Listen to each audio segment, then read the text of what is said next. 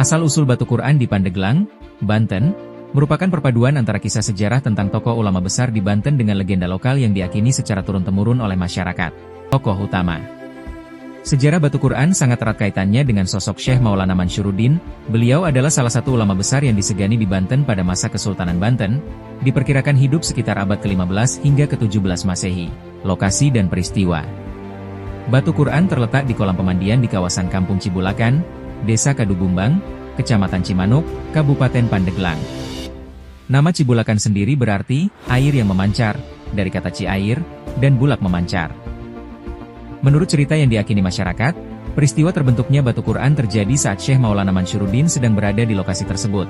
Kemunculan mata air, Syekh Maulana Mansyuruddin dikisahkan baru kembali dari menunaikan ibadah haji di Tanah Suci Makkah. Beberapa versi menyebut beliau melakukan perjalanan spiritual dan muncul di lokasi tersebut setelah melalui sumur Zam-Zam. Air yang tak berhenti. Di tempat beliau muncul, terdapat mata air yang terus memancar deras dan tak kunjung berhenti. Petunjuk ilahi, Syekh Maulana Mansyuruddin kemudian melaksanakan salat 2 rakaat untuk memohon petunjuk agar air tersebut dapat dihentikan. Beliau kemudian mendapat ilham atau petunjuk untuk menutup kucuran air tersebut. Al-Quran menjadi batu. Untuk menghentikan air, Syekh Maulana Mansyuruddin mengambil Al-Quran yang merupakan oleh-oleh dari Raja Arab sekembalinya dari haji, dan menggunakannya untuk menutup sumber air. Kucuran air tersebut seketika berhenti, dan Al-Quran tersebut berubah wujud menjadi batu besar. Batu inilah yang kemudian dikenal sebagai batu Quran. Ciri khas dan keyakinan. Batu besar yang kini terendam di dalam kolam tersebut dipercaya memiliki ukiran kaligrafi berupa lafaz Al-Quran yang dibuat menggunakan jari telunjuk Syekh Maulana Mansyuruddin. Meskipun secara kasat mata tulisan tersebut sulit dilihat karena batu tertutup lumut dan air, masyarakat meyakini nilai sejarah dan karomah, kemuliaan, yang terkandung di dalamnya. Kolam air di batu Quran juga dikenal tidak pernah kering, bahkan saat musim kemarau panjang. Saat ini, lokasi batu Quran ditetapkan sebagai salah satu destinasi wisata religi di Pandeglang.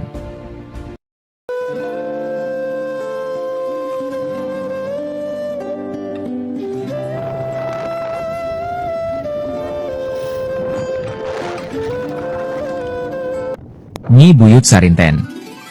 Siapa sebenarnya Nyi Buyut Sarinten? Nyi Buyut Sarinten adalah sosok yang sangat dihormati dalam tradisi lisan dan sejarah lokal Banten, terutama yang berkaitan dengan Syekh Maulana Mansyuruddin Cikadueun. Beliau adalah istri pertama Syekh Maulana Mansyuruddin. Ini adalah poin sentral mengenai identitasnya. Syekh Maulana Mansyuruddin adalah seorang ulama besar dan salah satu Sultan Banten yang sangat berpengaruh, putra dari Sultan Ageng Tirtayasa. Pernikahan mereka menandakan sebuah ikatan penting dalam silsilah Kesultanan Banten dan penyebaran Islam di wilayah tersebut. Dari pernikahannya dengan Syekh Maulana Mansyuruddin, Nyi Buyut Sarinten melahirkan seorang putra bernama Muhammad Sholih, yang kemudian dikenal luas sebagai Kiai Abu Sholih. Kiai Abu Sholih juga merupakan tokoh penting dalam penyebaran agama Islam di Banten. Kisah tragis dan warisan budaya. Aspek yang paling dikenal dari Nyi Buyut Sarinten adalah kisah kematiannya yang tragis, yang menjadi bagian dari cerita rakyat dan memiliki dampak pada tradisi lokal. Kematian di Sungai Cikoromai, diceritakan bahwa Nyi Buyut Sarinten meninggal dunia akibat kecelakaan saat mandi di Sungai Cikoromau. Konon, ia terpeleset karena rambutnya yang sangat panjang dan kepalanya terbentur batu. Larangan rambut panjang. Kejadian ini kemudian melahirkan sebuah pamali atau larangan yang diturunkan oleh Syekh Maulana Mansyuruddin kepada keturunan perempuannya, yaitu agar tidak memanjangkan rambut hingga sepanjang rambut Nyi Buyut Sarinten. Larangan ini dipercaya sebagai bentuk penghormatan dan pengingat atas musibah yang menimpa beliau.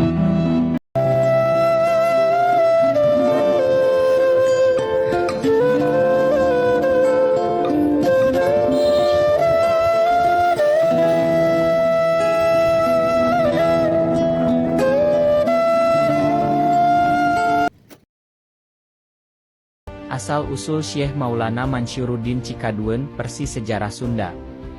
Di mangsa baheula, nalika Karajaan Banten keur jaya-jayana di handapeun pamarentahan Sultan Ageng Tirtayasa, aya saurang putra raja anu boga elmu agama jero, wijaksana, sarta satya karakyat. Anjeunna ngaranna Pangeran Mansyuruddin, engke leuwih kasohor ku sebutan Syekh Maulana Mansyuruddin. Sang Syekh teh putra ti Sultan Ageng Tirtayasa, hasil tina patemuan getih raja jeung putri ti kalangan ulama. Ti leuletik anjeunna geus diajar ngaji, tasir, fikih, sarta tasawuf ka guru-guru agung di Kesultanan Banten, tuluy ngalalana ka Mekah jeung Bagdad pikeun ngaempan elmuna. Sanggeus balik ka Banten, anjeunna henteu milih hirup di karaton, tapi milih nyebarkeun elmu agama ka rahayat. Anjeunna ngalalana ka lebak-lebak Banten Kidul, nepi ka hiji lemah anu subur, aya di sabudeureun Gunung Letik jeung Leuweung, tempat eta ayeuna disebut Cikadueun, asal kecapna tina cicai, kadueun sarupaning kadueun, sabab tempat eta loba tangkal kadu jeung cai. Di dinya, Syekh Mansyuruddin ngadkeun masjid munggaran Cikadueun, ngajar rahayat supaya ngajaga iman, ngahormat alam, jeung ulah lalim. Anjeunna kasohor ku kasepuhanana anu saregep salat, loba amal, sarta boga karomah, sakapeung mun anjeunna ngadawuh, alam siga nurut. Aya carita, nalika anjeunna hayang salat jeung teu aya cai, anjeunna nancebkeun tongkat, tuluy kaluar mata cai anu ayeuna disebut cai batu Quran. Aya deui caritain hiji waktu, nalika anjeunna keur tapa di Leuweung, datang sato maung anu ngagebeg. Tapi maung tahan teu ngaganggu, malah sujud di payuneun anjeunna. Ti dinya, rahayat yakin yin Syekh Mansyuruddin teu jalma anu dipaparin kasekten jeung karohmatan ti Gusti Allah. Dina mangsa sanggeusna, sang Syekh teu ngajar nepi ka sepuhna, sarta wafat di Cikadueun, dimakamkeun di sisi masjid anu diadekeunana. Nepi ka ayeuna, tempat tak jadi makam karamat anu sok didatangan ku urang Banten pikeun ngalakukeun ziarah jeung muhasabah. Makna sajarahna pikeun urang Sunda Banten. Carita ieu nunjukkeun kumaha dina jaman Banten heubeul, ajaran Islam sumebar henteu ngaliwatan paksa, tapi ngaliwatan ilmu, amal, jeung kahadean. Syekh Mansyuruddin ngalambangkeun perpaduan antara kasepuhan Sunda jeung ajaran Islam, ngajarkeun yin kasucian teu aya dina amal, teu ukur dina darah raja. Cikadueun jadi salah sahiji pusaka karuhun Sunda Banten, tempat numbrehkeun kumaha urang Sunda mangsa harita ngahijikeun kapercayaan, kahirupan, jeung kaimanan.